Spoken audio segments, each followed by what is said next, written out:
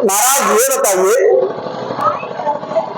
ये जो लोग निरंतर घर के कामों में उलझे हुए हैं, अच्छा घर के कामों में जो लोग उलझे हुए रहते हैं, उनकी कभी कभी दुष्प्रवृत्ति बहुत बढ़ जाती है। दुष्प्रवृत्ति जान है ना, कि व्यक्ति क्या है कि एक मंदिर बन रहा था और उस मंदिर में निर्माण कार्य करने वाले 3 लोग लगे हुए थे। तो एक व्यक्ति एक मंदिर का एक हिस्सा बना रहा था, तो उससे किसी संत ने जाकर के पूछा, भैया आप ये क्या कर रहे हैं? उस संत ने जाकर के पूछा कि भैया आप ये क्या कर रहे हैं? उस व्यक्ति ने उत्तर दिया कि आपको दिखाई नहीं पड़ता मैं क्या कर रहा हूं? आपको दिखाई नहीं पड़ रहा मैं क्या कर रहा हूं? अरे भगवान का मंदिर बनना, इसलिए मैं अपना रोजी रोटी करने के लिए उसका पत्थर काट रहा हूं। जो सज्जन थे, संत जी थे, बेचारे दूसरे तरफ से गए, देखे एक लोग और बना रहे थे वही मंदिर, दूसरे हिस्से में उनका काम लगा हुआ था। उन्होंने पूछा, भैया आप क्या कर रहे हैं? उन्होंने कहा, भैया अपना पेट पालने के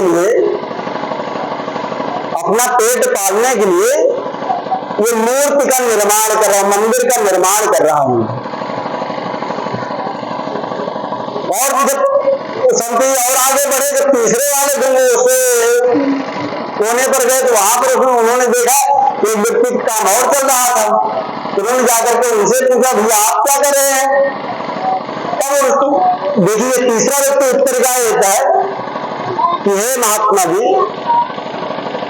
न जाने कितना भाग्य का उदय होता है तो लोग भगवान का दर्शन पाते हैं, और उस दर्शन करने के लिए मूर्ति होती है, उस मूर्ति को बनाने के लिए हमारा कितना बड़ा सौभाग्य होगा कि हमको यह कार्य मिला है जो भगवान के मूर्ति को, उनके स्वरूप को सजाने के लिए। इसलिए मैं भगवान की सेवा मान करके यह मूर्ति बना रहा हूं, यह मंदिर बना रहा हूं। आपको समझ में आया होगा मैं कहना क्या चाह रहा हूं? घर के कार्यों में उलझ करके व्यक्ति की 3 स्थितियां होती है।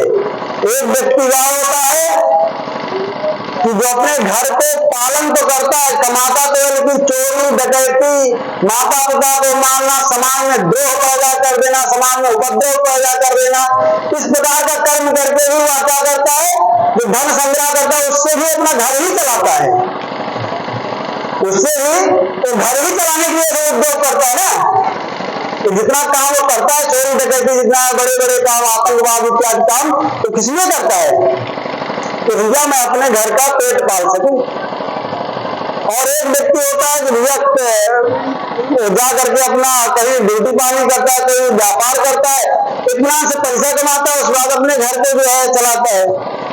और तीसरा एक व्यक्ति और होता है कि जो घर को भी चलाता है, व्यापार भी करता है, और साथ में नित्य सुबह में उठ करके करागे बसते लक्ष्मी कर मध्य सरस्वती, बढ़िया नित्य कर्म करता है, मतलब अपने हाथ को देखता है, अपने हाथों में भगवान का स्मरण करता है, फिर उठ करके अपने माता पिता का चरण स्पर्श करता है, फिर उसके बाद अपने घर के कामों में लग जाता है, और जो व्यापार करके धन लाता है उससे वह सबसे पहले क्या करता है, भगवान की अगरबत्ती, धूप बत्ती, कपूर लेकर के आता है, भगवान को चढ़ाता है, भगवान को निवेदित करता है, फिर अपने घर का नित्य उसकी ये क्रिया रहती है। 3 स्थितियां है ना, जितना उद्योग हो रहा है वो तो घर चलाने के लिए हो रहा है, लेकिन उन घर को चलाने में 3 लोग 3 प्रकार से उद्योग कर रहे हैं।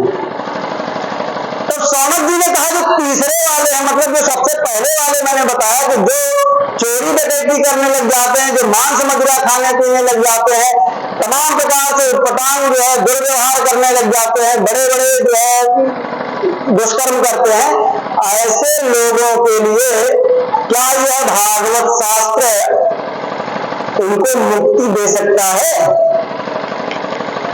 क्या पूछा? जो ऐसे उपद्रवकर्मी लोग हैं उनके लिए क्या भागवत शास्त्र उपयोगी है? तब सूत जी ने इसका एक उत्तर दिया, और उस उत्तर में उदाहरण दिया। उदाहरण क्या दिया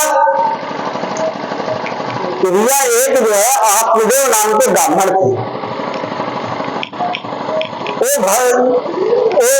आत्मदेव जो ब्राह्मण थे उनके कोई पुत्र नहीं था, कोई संतान नहीं थी, और वो व्यक्ति पूरे जीवन भर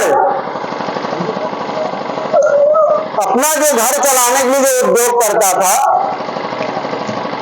पूरे दिन भर उद्योग करके उसके बाद में शाम को अपना भगवान का भजन करते और उसके बाद जो है अपने नित्य काम में लग जाते, रोज अपना पूजा पाठ करवाते, आके अपना घर चलाते। उनका नित्य क्रिया यही थी। उनका रोज काम क्या था? सुबह उठते भगवान की पूजा करते, उसके बाद अपना घर के काम करते, फिर जाते कहीं कथा भागवत रहते उसे करते चले जाते। उनका नित्य क्रिया यही थी।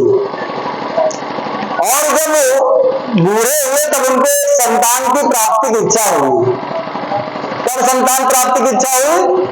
जब बूढ़े हुए, तब जब बाल सफेद होने लगे तब उनको ये इच्छा हुई कि अगर हम मरेंगे तो हमारा पिंडदान इत्यादि कौन करेगा। तो उन्होंने अपने पत्नी से इसका विचार विमर्श किया।